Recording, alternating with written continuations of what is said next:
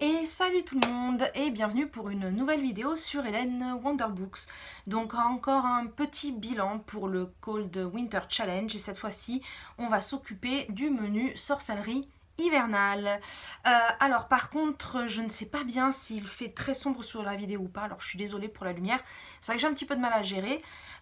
Ces derniers jours il a fait assez chaud, on avait un petit peu plus de 20 degrés, là ça fait une semaine non-stop. Aujourd'hui, la température est descendue d'un coup et, surprise, surprise, il est en train de neiger. Ça fait quand même la troisième fois cette année, en tout cas ici. Alors, en tout cas, je peux pas me plaindre à ce niveau-là parce que même si j'aime la neige, j'aime quand il y en a beaucoup. C'est un endroit où il fait toujours plutôt chaud, où il ne neige quasiment jamais. Et voilà, donc je pense que ça se voit. Je suis contente, voilà. Après, ça va très certainement se transformer en boue très vite, mais c'est pas grave, ça fait plaisir de voir un petit peu de neige. Surtout que je commençais déjà à me plaindre des températures élevées, voilà. Donc ça fait un bon point pour la journée, et puis du coup, allons-y pour sorcellerie hivernale, puisque l'air de rien, on est un petit peu dans le thème. Alors cette fois-ci encore, il y a deux lectures sur lesquelles je vais passer assez rapidement puisque j'en ai parlé dans mes vlogs précédents. D'ailleurs, en parlant de vlog, je vais peut-être réussir à sortir mon vlog d'Aomori puisque je vais bientôt avoir quelques jours, donc je vais peut-être enfin pouvoir remonter tout ce que j'avais fait en fait, vu que mes vidéos, heureusement, je les ai toujours. Ça a été un coup de peau parce que effectivement j'ai tendance à les garder un certain temps avant de m'en débarrasser. Et puis surtout c'était avec mes photos et donc j'ai pas encore eu le temps de faire le tri. Donc finalement ça pour le coup c'est bien tombé. Bref, mais bon, tout ça pour dire qu'effectivement il y a deux lectures dont j'ai déjà parlé. Il me semble en plus dans le vlog d'Aomori majoritairement, mais de toute façon comme d'hab je vous mettrai le petit lien. Et puis je vous expliquerai quand je mettrai le vlog en ligne, à ce moment-là, voilà. Mais bon, là n'est pas vraiment le sujet. Le fait est que la première lecture, donc pour la première sous-catégorie qui est Étoile des Neiges et qui devait avoir un lien avec astrologie, astronomie et science-fiction, j'avais choisi La Cité et les Astres d'Arthur Clarke. Donc c'était le premier livre que je lisais de cet auteur. Comme j'en ai très certainement déjà parlé, ça a été un de mes gros coups de cœur de 2021 et donc de la fin de l'année. C'est un livre que j'ai absolument adoré. C'est un livre qui regroupe toutes les thématiques, c'est-à-dire peut-être pas astrologie par contre, mais astronomie, science-fiction. Ça comporte tellement de sujets chers à la science-fiction. C'est extrêmement bien écrit, c'est très intriguant.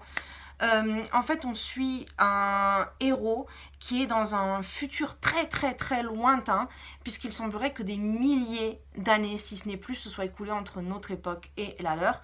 Et en fait, c'est une époque où les gens naissent à partir d'une base de données, puisque leurs informations sont gardées quand ils terminent leur vie, entre guillemets. Et donc ensuite, ils sont recyclés dans des nouveaux corps à des dates qu'ils prédéterminent, ou en tout cas à une date à laquelle la société considère qu'ils doivent revenir parce que ils risquent d'être de nouveau utiles. Voilà. Donc nous avons notre personnage qui est né il n'y a pas longtemps, donc qui est très jeune, et qui va redécouvrir ce monde autour de lui avec nous. En fait, grâce à ses yeux, on va découvrir cette histoire-là. Et la première partie, justement, est assez futuriste, puisqu'on découvre sa cité, on découvre leur façon de vivre, leur façon, d'autant plus que notre personnage est l'un des rarissimes, si ce n'est le seul, à ne pas être revenu avec des éléments de mémoire. C'est-à-dire que lorsque les gens retournent dans la base de données, ils choisissent les souvenirs qu'ils veulent garder ou non pour leur prochaine vie.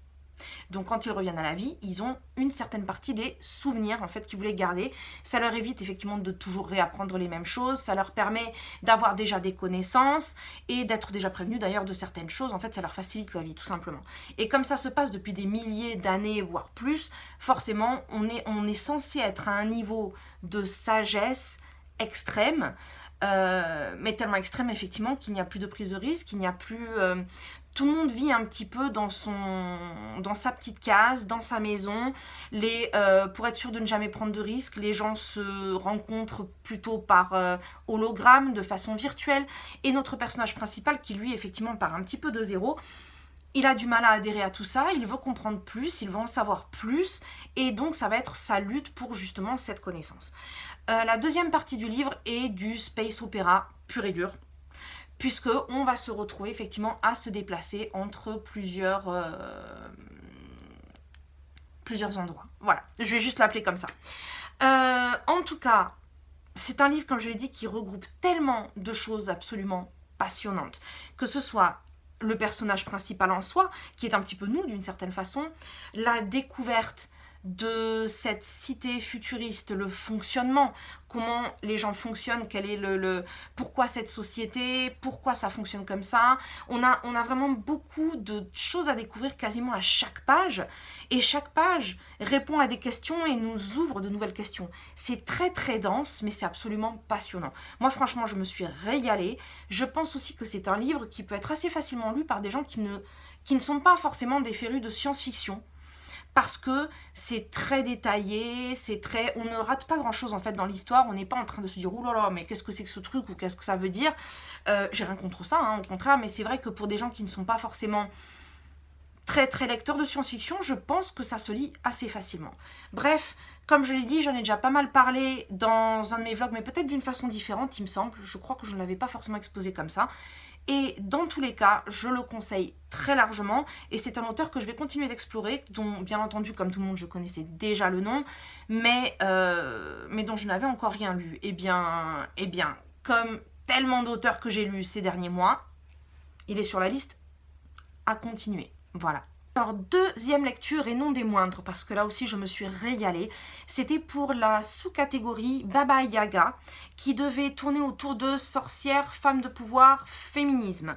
On a plus ou moins les trois regroupés également, c'était pas voulu, hein, mais finalement tous les thèmes étaient quasiment à chaque fois regroupés, donc ça c'était très bien. Et j'ai décidé de lire Lien de sang d'Octavia Butler. Parmi mes gros coups de cœur de l'année dernière, il y avait une nouvelle de 30 pages d'Octavia Butler qui m'avait complètement... Mais alors, j'avais eu vraiment un coup de cœur absolu pour cette nouvelle qui était tellement riche en très très peu de pages et qui était par contre très futuriste. En fait, c'était de la science-fiction horrifique. Du coup, j'ai voulu continuer d'explorer cette autrice et j'ai pris ce livre complètement au pif parce que je ne savais pas du tout de quoi il parlait. J'avais juste compris qu'apparemment ça allait avoir un lien avec la ségrégation, mais je ne sais pas trop comment, puisque effectivement c'était censé être de la science-fiction fantasy. Bref, eh bien encore un excellent livre. Là, on se retrouve avec une héroïne du nom de Dana qui vit à notre époque, mais dans les années 70, puisque le livre a été écrit dans les années 70. Hein. Il me semble qu'on est en 1976 précisément. Et qui est noire et qui est mariée avec un blanc. Et en fait, ils s'installent dans leur première maison. Les deux sont écrivains. Et puis, tout d'un coup, pendant qu'ils sont en train d'installer leurs livres, leurs bureaux, etc., pendant qu'ils emménagent, en fait, Dana va être prise d'un malaise et va tout d'un coup se retrouver dans un endroit complètement différent, au bord d'un lac où un enfant est en train de se noyer. Un enfant blanc, je le précise pour la suite. Et bien entendu, elle ne comprend absolument pas ce qui lui arrive. Elle se dit, mais qu'est-ce que c'est que... Mais quand on voit un enfant en train de se noyer, bon, le premier réflexe, c'est on va essayer d'aller l'aider, on va essayer d'aller le sauver, et puis ensuite, on se posera les questions qu'il faut. Elle va aller le sauver. Et alors qu'elle le ramène à sa mère va faire une crise de panique en la voyant. Le père vient avec un fusil et en fait s'apprête à attaquer Dana, qui, tout d'un coup, va retourner chez elle. Voilà. Alors, le problème, c'est qu'elle se demande, bien entendu, c'est légitime, hein, si elle n'a pas fait un vrai malaise avec hallucination ou ce genre de choses, sauf qu'elle revient chez elle, elle est trempée et pleine de boue. Et son mari a les mêmes réflexions qu'elle, c'est-à-dire qu'il se dit, on a peut-être une hallucination collective, il y a quelque chose qui ne va pas, qu'est-ce que c'est que ça ?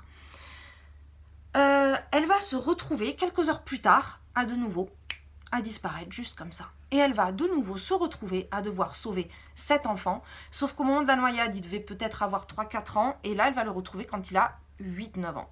Voilà.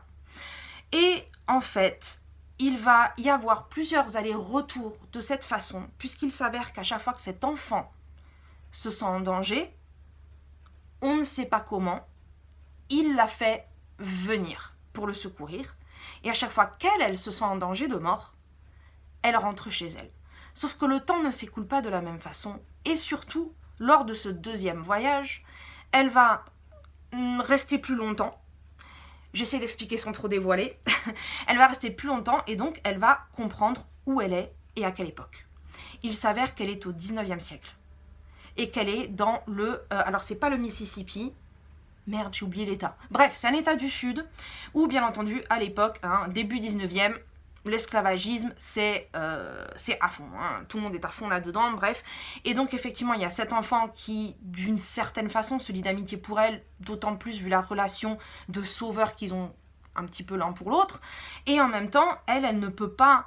elle ne peut pas être amie, elle ne peut même pas s'adresser en fait à des blancs de la même façon qu'elle le fait à l'époque où elle est habituée. Et donc en fait, grâce à cette relation, on va découvrir tout ce monde de l'esclavage à travers ses yeux à elle, qui de nouveau sont un petit peu les nôtres, puisque elle connaissait déjà le sujet bien entendu, mais c'est une différence de connaître le sujet et de le vivre directement. Et elle va se retrouver dans une place un petit peu particulière, elle va quand même avoir une certaine relation avec cet enfant qui va lui permettre des choses que normalement les Noirs ne sont pas autorisés à faire, et elle va se retrouver un petit peu le cul entre deux chaises à être obligée de vivre comme des esclaves, à être obligée de subir ce qu'ils subissent, et occasionnellement à aussi avoir un certain regard, une certaine petite porte d'entrée ouverte vers le monde des Blancs. Voilà. C'est difficile à expliquer sans trop dévoiler, en fait c'est un petit peu ça qui est compliqué, mais c'est franchement super intéressant. Il fait à peu près 480 pages je crois. J'ai pas pu le lâcher. Du moment où je l'ai commencé, vraiment j'étais partie dans ce truc, et puis c'est vrai qu'avec ces voyages en aller-retour, on veut sans arrêt savoir qu'est-ce qui se passe, puisqu'on sait qu'à un moment donné elle va revenir, qu'elle va repartir, donc on sait que la vie de ce gamin va être menacée de nouveau, et on sait que sa vie elle va être menacée, puisqu'il faut qu'elle se sente en danger de mort pour revenir. De la même façon, même quand elle veut rentrer, provoquer une situation où elle va réellement être en danger de mort parce qu'il faut qu'elle y croie pour rentrer, c'est aussi très risqué, et c'est un risque qu'on n'a pas forcément envie de prendre. Bref, donc voilà, donc eh bien, nouvel ouvrage pour cette autrice, une grosse réussite de nouveau, et alors je le conseille là par contre à tout le monde sans exception, parce que en fait je pense que la science-fiction, je sais pas trop s'il appelait science-fiction parce qu'il n'y a rien de scientifique là-dedans, mais cette histoire de voyage dans le temps est plus une excuse en fait pour expliquer la différence de regard sur des époques différentes, et expliquer aussi un petit peu mieux effectivement l'esclavage tel qu'il est subi et vécu, plus que tel qu'il est étudié dans les livres d'histoire. Voilà. Donc en tout cas, je vais aussi continuer cette autrice, puisque ça en fait deux réussites. Par contre, la prochaine fois, je vais essayer de choisir quelque chose encore de complètement différent, puisqu'elle a l'air d'avoir un éventail quand même assez varié, donc pourquoi se refuser ça, quoi, sincèrement, voilà. Alors, pour le troisième sous-menu, sous-catégorie du menu, enfin bref, vous avez compris, c'est-à-dire Yule, il fallait mythe, légende, conte, réécriture de conte. Alors là par contre j'ai un petit peu tiré sur le machin parce que j'ai pas vraiment lu exactement ce que j'avais prévu à la base. Alors j'avais choisi Qui a piqué mon fromage de Spencer Johnson, qui est un conte philosophique, d'où le fait que j'ai mis dans le conte. Et puis pour une fois j'ai le bouquin physique, voilà, puisque c'est une de mes élèves adultes en fait qui me l'a prêté, et qui, il me semble que je l'avais mentionné quand j'avais fait ma palle, est un best-seller vraisemblablement dans beaucoup de pays du monde, en particulier les États-Unis. Je ne sais pas combien de millions d'exemplaires vendus. Apparemment, ça a changé la vie de beaucoup de gens. Et puis, c'est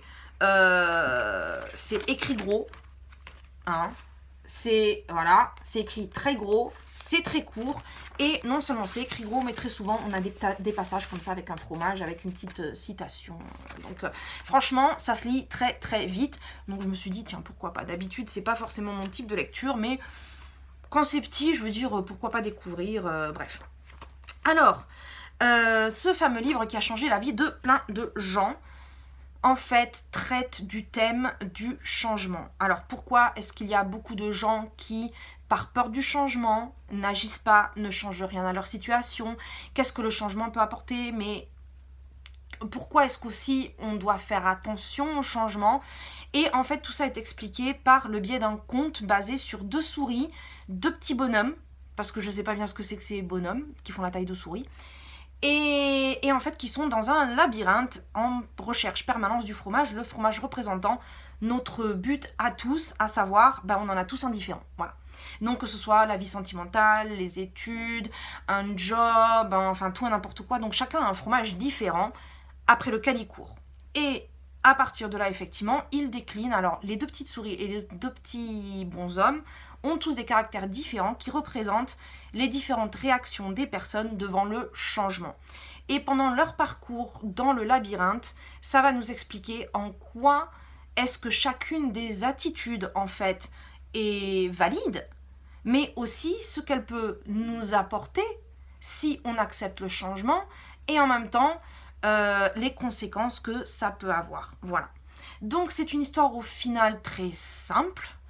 Comme souvent les contes philosophiques en fait, parce que souvent les contes philosophiques sont faits pour qu'ils soient à la portée de tous et qu'en même temps, avec des mots simples, on puisse justement mettre le doigt sur certaines situations.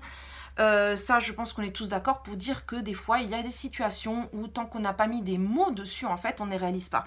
Parfois même au cours d'une conversation, des choses que l'on sait déjà inconsciemment, c'est quand on en parle et qu'on met des mots dessus qu'on réalise certaines choses ou qu'on réalise en fait ce qu'on a dans notre propre tête ou nos propres capacités tout simplement. Alors, ma conclusion sur ce livre, c'est que très sincèrement, ça se lit bien, ça se lit vite, c'était plutôt agréable. Des petites choses effectivement où on se dit oui effectivement c'est pas faux, etc. Voilà. Alors par contre que ça ait révolutionné la vie de je ne sais combien de gens, y compris des chefs d'entreprise, des machins. Après, on est bien d'accord, on n'est pas tous pareils face à la vie, on ne réfléchit pas tous de la même façon, donc je comprends parfaitement que ce genre de choses, ça ait pu aider des personnes. Moi, j'ai pas eu d'épiphanie. Voilà, j'ai pas eu de petite ampoule là, révolutionnaire au-dessus de ma tête, de me dire mais bon sang, mais c'est bien sûr. Mais voilà, maintenant je sais ce qu'il faut que je fasse de ma vie.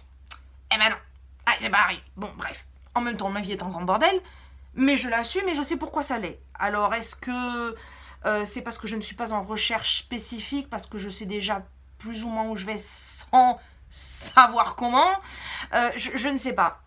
Après, comme je dis, attention, ça c'est un avis personnel, on est tous différents, et ce genre de livre peut parfaitement, effectivement, apporter parfois certaines réponses à certaines personnes.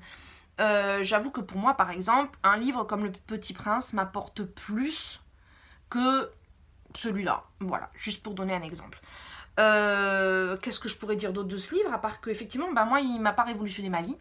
Par contre, c'est quelque chose aussi qui se passe parfois avec les contes philosophiques. D'ailleurs, avec Le Petit Prince, c'est une chose aussi qui arrive. C'est que quelquefois, on les lit quelques années plus tard et on a un tout autre regard dessus. Voilà. Alors, il faudrait peut-être que je le retente dans 5-10 ans. Voir où on en est du schmilblick et si effectivement à ce moment-là ça peut m'apporter des choses peut-être pour des nouveaux projets, des nouveaux buts que j'aurai ou voilà, quoi que ce soit. Donc voilà, en attendant c'était un super méga best-seller, plus de 28 millions de livres vendus dont j'avais jamais entendu parler. Mais si vous l'avez, franchement, comme j'ai dit, si vous pouvez mettre la main dessus, par contre, ça peut toujours être sympa parce qu'il est tout petit. Par contre, je vous conseille de l'emprunter en médiathèque. Voilà, ou de l'emprunter à quelqu'un qui l'a dans votre entourage, voilà, parce que effectivement, par contre, mettre de l'argent dans ce genre de livres qui sont censés vous aider ou faire quelque chose pour votre vie et quand ça le fait pas, c'est un petit peu, voilà. Mais à tester, pourquoi pas, voilà. Et sinon, toujours pour la même sous-catégorie, et puis là je vais accélérer un petit peu parce qu'en plus il faut que j'aille au boulot. De toute façon, ça va aller vite parce que celui-là, j'en ai parlé, je crois, dans le vlog d'Aomori.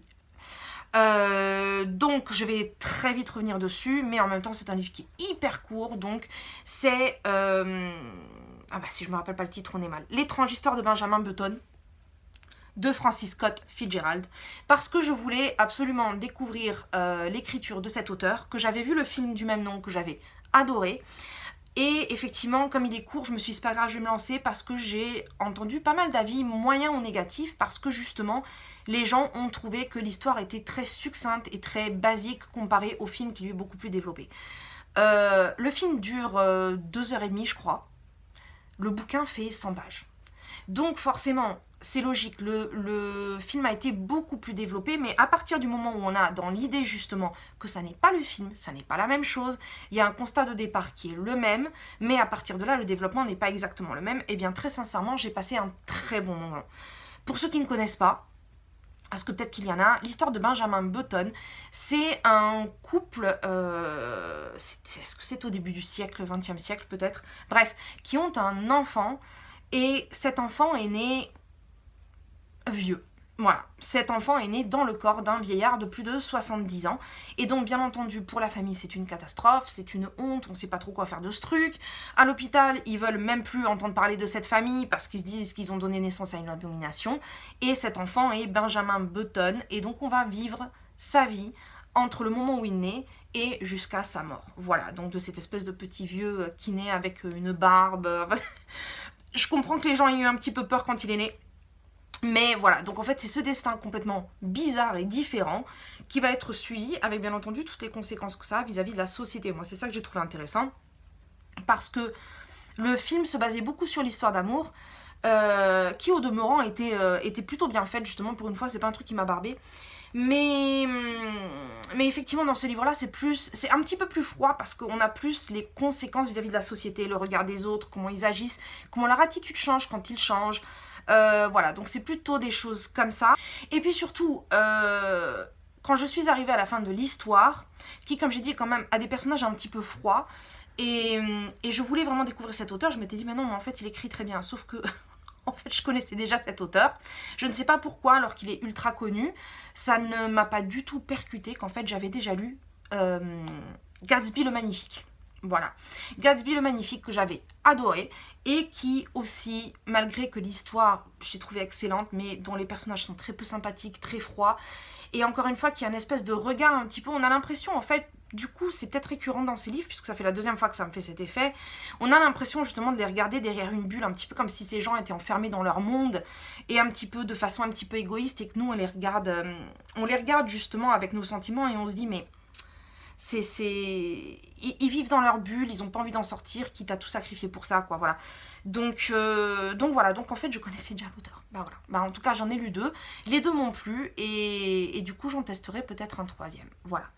Sur ce, histoire de pas être en retard quand même, parce que là je vais peut-être être un petit peu limite, eh bien je vous dis à très bientôt, et puis surtout si vous avez lu un de ces bouquins, n'hésitez pas à me le mettre en commentaire et à me dire ce que vous en avez pensé parce que très sincèrement la plupart, enfin surtout les 2 premiers, je les ai adorés, voilà.